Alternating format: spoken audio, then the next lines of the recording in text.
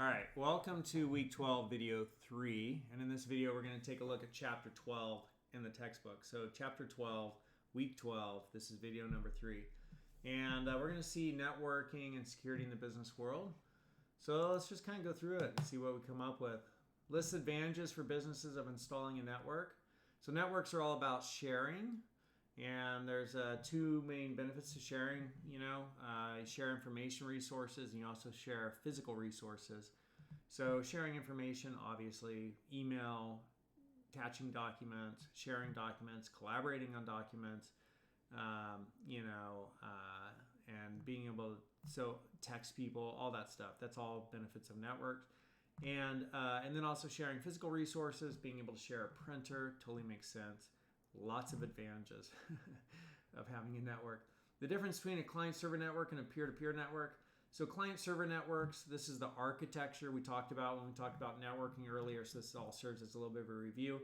We talked about there's the topology, which is the physical layout, whether it's bus, ring, or star. Star is the most popular. And then like topographical map, right? Topology is physical layout, topographical map, topology. And then architecture is like client-server or peer-to-peer. So client-server is like in a restaurant. In a restaurant, you have the clients, and then you have the server. And the server comes up to the client, says, "Can I get you anything?" And the client says, "Yes, I want this, I want that." And then the server goes and gets it and brings it back to the clients. Same way with computers, right? Like the clients are machines that ask the server to do something. Go print this document for me. Go get me this web page. So at a workplace, you would have the star topology. All of the individual clients will be connected to the server, right? So like a star, there's the server, and each client on the network is connected to the server. And then they might say, "Hey, go get me this web page." And then the server gets it, brings it back, gives it to the client. And then our client might say, "Hey, print this." Server prints it, tells this client it's been printed, right? And so the server kind of coordinates all the activity on the network, and this provides a central point of management. So you could add layers of security. You could monitor who's doing what, right? So that's all, client server. But all of the requests from the client go through the server. And even on the web, it's client server, right? So I say, I'm a client, right? I want this web page, and it goes to a server, which serves that web page and then serves that web page back to me.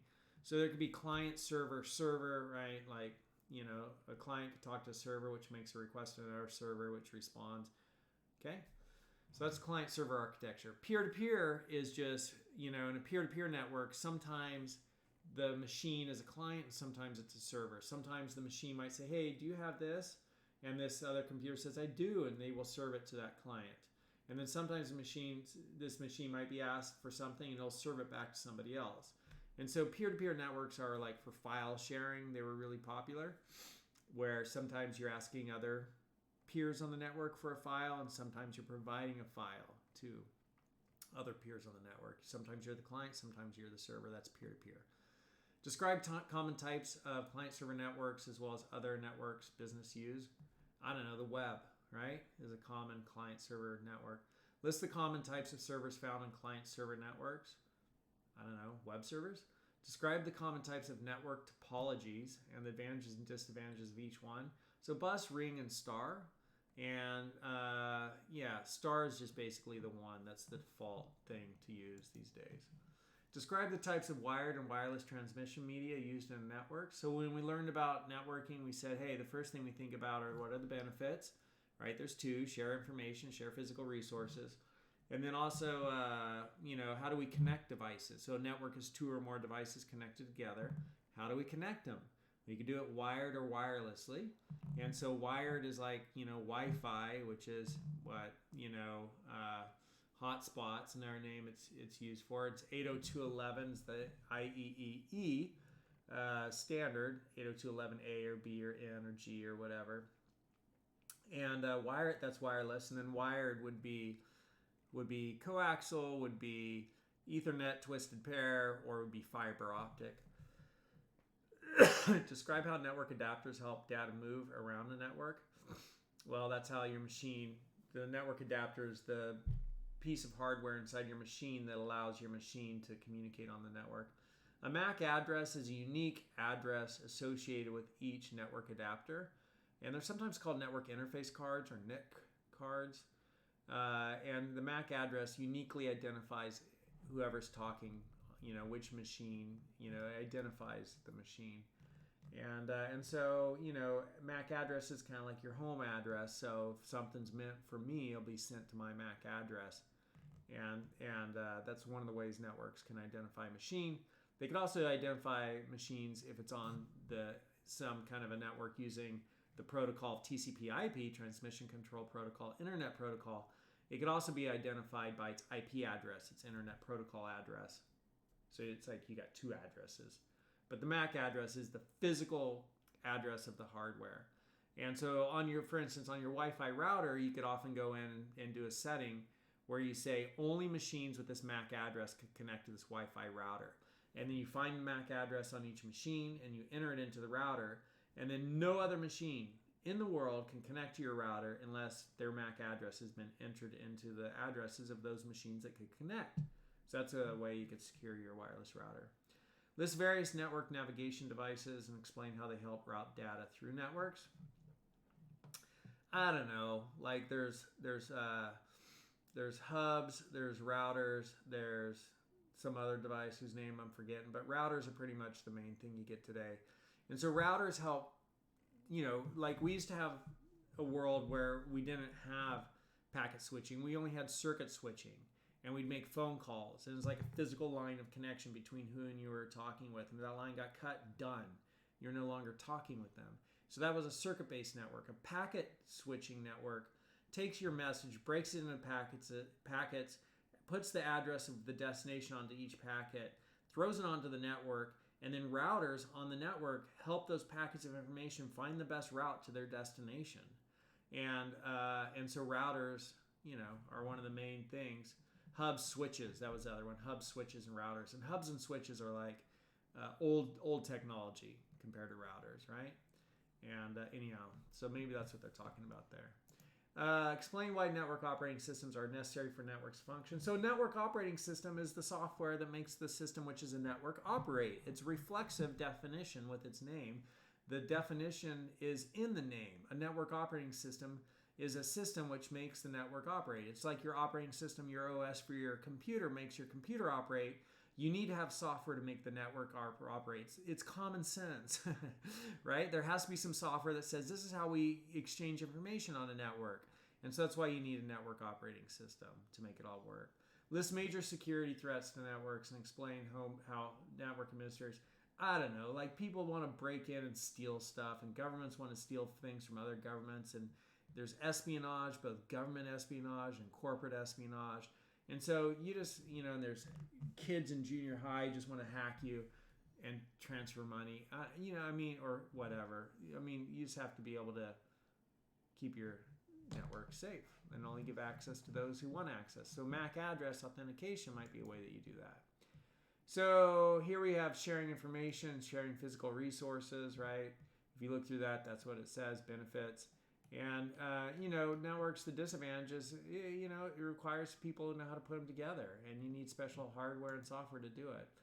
And here's like client server and peer-to-peer. I think we kind of killed that. I'm just looking at this here to make sure that we didn't miss any. And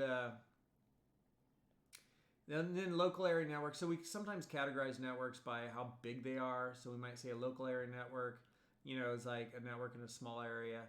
Like all of the network at City College could be considered a local area network or a LAN. And then all of the networks at all of the colleges and state senior and community college districts, so Fresno City College, Reedley, Oakers, Madera, Clovis, right? Those might all be considered, when they communicate between each other, a wide area network. An intranet is a private network set up by a business, so it's like an internet, but just inside the business. An extranet's an area of internet used by certain people on the internet. So those are kind of dying words. You don't really hear them anymore. Virtual private networks use the public internet to build a secure private network. That's tunneling. So VPNs, right? We talked about VPNs. So VPN and Proton, right? And so if we look at Proton VPN, let's just see if they have a picture. So they have a picture here, and you can see I'm connected here, right? Oh, or wait, where is that? I don't know if this is me, and then I connect here, and then I'm going somewhere. But anyhow, the point being is there's like an intermediary between me and the world. And it's like, I'm anonymous. The only person who knows who I am is my intermediary, and then my intermediary interfaces with the world, right? And so that intermediary can be thought of as a proxy. They are standing, facing the world on my behalf, so nobody knows who I am. And it's all encrypted. All of the communication between me and the intermediary and my VPN host is encrypted. So, as soon as it leaves my machine, anybody like packet sniffing or trying to watch my traffic, like they don't know what the heck I'm doing. And the only way they know is like, if I'm logged in somewhere or my MAC address and IP address is getting sent with it, with a request, then they could trace it back to me. But, if you're into corporate espionage or whatever, you're working for the government as James Bond, you might need to know this stuff. Or if you just want to lock down your security a little bit, so when you're at cafes and things like that, using a VPN can make it more secure. And companies have VPNs, so you can connect to the company network encrypted and do everything as if you're at the office, but you could be anywhere in the world, but it's all encrypted between you and the office. So that's like a tunnel. It's all encrypted. Nobody else can see into it. So client-server network key components, servers, network topologies, transmission media, network adapters, network navigating, network operating system. Client-server network basic, types of client-server networks, wireless, internet, whatever. Kind of what we talked about. Dedicated server fulfills a specific function, common types. There's a print server, an application server, a database server, authentication server. So you could have servers that break up all the functions of things you want them to do, right? You could have software running for all of that. Email server. Bus topology is a straight line, like a bus route. And then we have ring topology, which they didn't talk about. And then this is the one, right? So here is like, this is bus topology. So if this line gets broken, dang, right? These people are no longer communicating. And then in a ring topology, if the line gets broken, right? Well, we could still go back and around this way. And then here's a star topology. If the ring gets broken, whatever, no big deal. I think the people who created this textbook just watched my lectures and built it all off to what I used to say. And they did a pretty good job, because this is literally, it used to not exist. And then this way I've been teaching, I put it all online. I think they just watched all my lectures. And it could be, Transmission media through which data flows, right? Here we go, the three wired, wireless, and then we're going to look at the wired and the wireless. So twisted pair, which is Ethernet, and then coaxial, and then fiber optic. We talked about all that. Wireless networks for businesses, Wi-Fi router, network adapters. So here's the network adapter, a network interface card. You request information from the database. The NIC breaks the request packets and sends packets to the server. Server processes them and then sends information back. MAC address, not the same as an IP address. Switch, bridge, router. So switch. And then they don't have pictures of bridges or routers. I would just take that and make it a switch. Rebroadcast data to appropriate network node. Router sends information between two networks. That's okay. Network operating system, TCP/IP, PUDP, sources, security threats. You can read those on your own. Oh, brute force attack is like, you could get a denial of service error. It's where they just send so many requests to a server, the server gets overwhelmed, they can't answer them all. And then you get a DOS, a denial of service report. And brute force is also like, let's just try every possible combination for the lock and see if we get in. Access privileges. So to lock a security system down, you want to like authenticate people, and you can authenticate people in three ways: what they know, what they have, who they are. So you can say you got to know something like a password or a PIN. What they know. What they have is like, you got to have a key, you got to have a ATM card. So ATM cards are, you got to have the card, what you have, and you got to have the PIN, what you know. And then who you are can also be, used for authentication. What's your voice sound like? Well, facial recognition, retina scanning, thumbprint, and get into your phone, right? with your fingerprint. So who you are. So what you know, what you have, who you are. 3 ways to authenticate people. Multi-factor authentication. So I log in, then a request gets sent to my phone. You got to have my phone to get that unique code, and then use that code to get back in. Super great, right? Really secures things. Firewalls can be hardware and software, and they let you, lock things down on your network, so only certain things can be done.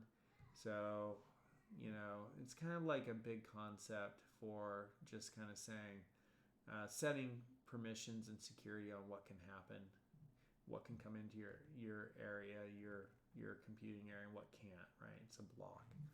All right, so that's kind of like chapter 12 in the textbook. Done. A lot of stuff that we've already learned. These reviews are helpful. They reinforce stuff. We go through it again, kind of cements it. I commend you for watching these. If you got all the way to the end, I'm going to go have dinner. I hope you have a great time, a great night, a great day, whatever's going on. Man, you are on the field. Somebody asked me today, how you doing? I'm like, I'm great. I'm on the field. And they're like, what do you mean? And I was like, I know people who are no longer on the field. They are no longer in the game of life. They got taken out. They are dead. They're 6 feet under. And I don't care what's going on in my life. Man, I'm still on the field. I could be down 4 goals, 4 touchdowns, whatever. I'm still in the game. It's still good. I'm still having a good, I'm happy to be playing, right? Like, I'm on the field. It's great. It's great. That's good philosophy.